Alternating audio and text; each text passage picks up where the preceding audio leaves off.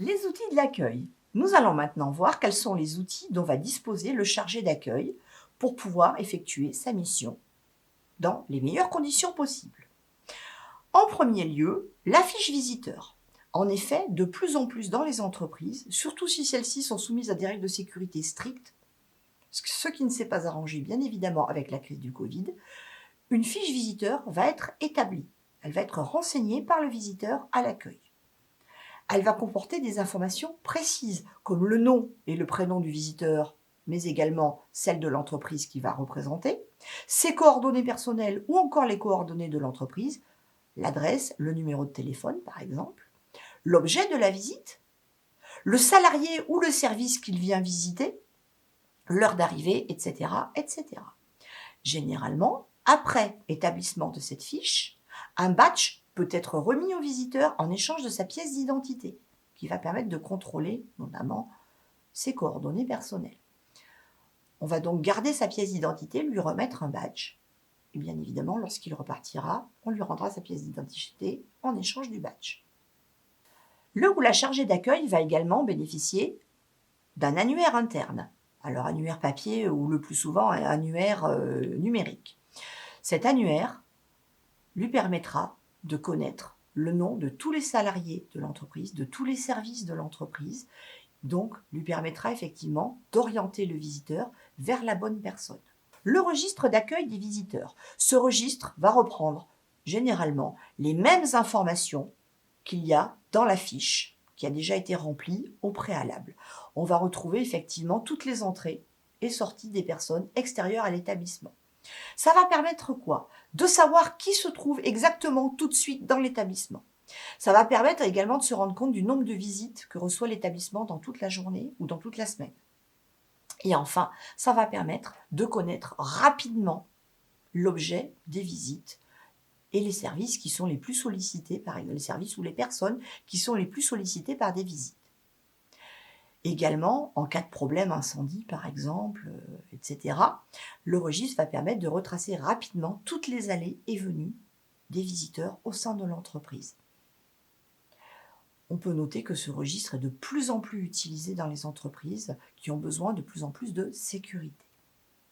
Le téléphone, c'est l'objet bien évidemment principal du ou de la chargée d'accueil. Déjà, ça va lui permettre de répondre à tous les appels téléphoniques, également d'en passer, mais surtout, cela va lui permettre de contacter les personnes sollicitées ou les services sollicités par les visiteurs. Lorsqu'un visiteur arrive, il ne va jamais se rendre directement dans le service ou dans le bureau de la personne visitée. Toujours, le chargé d'accueil va prévenir la personne visitée que son rendez-vous est arrivé.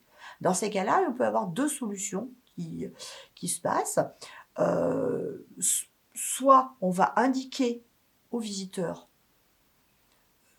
je dirais l'adresse entre guillemets du bureau de la personne visitée, soit la personne visitée va venir elle-même chercher son correspondant. Ça va vraiment dépendre des différentes entreprises et des normes de sécurité.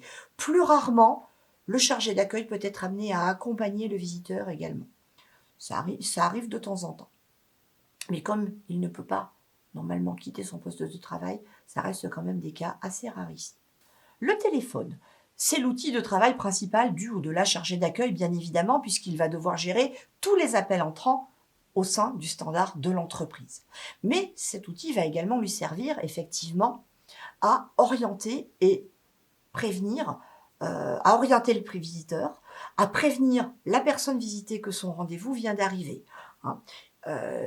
Le chargé d'accueil doit toujours s'assurer que la personne visitée est bien présente et qu'elle a bien rendez-vous avec le visiteur le moment opportun. Si le visiteur n'a pas rendez-vous, qu'elle peut le recevoir à ce moment-là. Sinon, on va demander au visiteur de revenir à un autre moment ou de prendre rendez-vous. Pour ce faire, le chargé d'accueil peut également utiliser des annuaires internes, des différents éléments qui vont lui permettre d'orienter le visiteur vers la bonne personne. Une fois tout cela vérifié, que va faire le visiteur? Plusieurs choses sont possibles. Tout d'abord, en premier lieu, le visiteur va se rendre de par lui-même dans le bureau du visité dès l'instant où on leur a communiqué, entre guillemets, l'adresse du bureau en question. Ça arrive de moins en moins quand même parce que les normes de sécurité se sont drastiquement renforcées dans les entreprises. Toutefois, dans des petites entreprises, on peut encore trouver ce cas de figure. Deuxième possibilité, la personne visitée vient elle-même accueillir, chercher son visiteur et l'accompagner ensuite dans son bureau ou dans la salle de réunion où va avoir lieu la rencontre. Enfin, dernier cas, plus rare, le chargé d'accueil peut être amené à accompagner le visiteur dans le bureau ou dans la salle de réunion où il va effectivement avoir sa visite. Voilà ce qu'on peut dire effectivement sur le téléphone. Le répondeur. Eh bien, le répondeur est un outil qui va essentiellement servir lorsque l'entreprise est fermée, hein, n'est-ce pas ou bien évidemment encore lorsque le standard est saturé et qu'il ne peut plus prendre d'appels téléphoniques. Deux types de répondeurs. Un répondeur simple qui va délivrer un message. Les horaires d'ouverture, l'adresse mail de contact, les dates de fermeture de l'entreprise, etc., etc. Ce répondeur ne permet pas de laisser de message. Il va être à privilégier lorsque, effectivement, l'entreprise reçoit énormément d'appels. Autre cas, un répondeur enregistreur qui va permettre au correspondant, après avoir pris connaissance de toutes ces informations, de laisser à son tour un message. Attention, j'insiste vraiment là-dessus, ce répondeur n'est à privilégier que si l'entreprise est capable derrière de répondre à tous les messages. Si l'entreprise n'est pas capable de répondre à tous les messages, dans ces cas-là, on va privilégier un répondeur simple.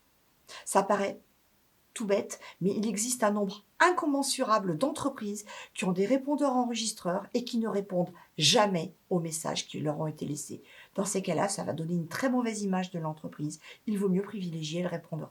Enfin, les prospectus, les plaquettes et tous les documents d'entreprise qui peuvent être donnés au visiteur. En effet, le visiteur doit pouvoir repartir avec tous les documents dont il a besoin, toutes les informations dont il a besoin. Alors souvent, ces informations vont lui être données par la personne qui l'aura visité, elles peuvent lui être remises par le chargé d'accueil. Il doit également pouvoir se servir directement sur effectivement les présentoirs qui sont mis à sa disposition à l'accueil. Nous en avons fini avec ce cours. Rendez-vous tout de suite pour la partie exercice. Merci.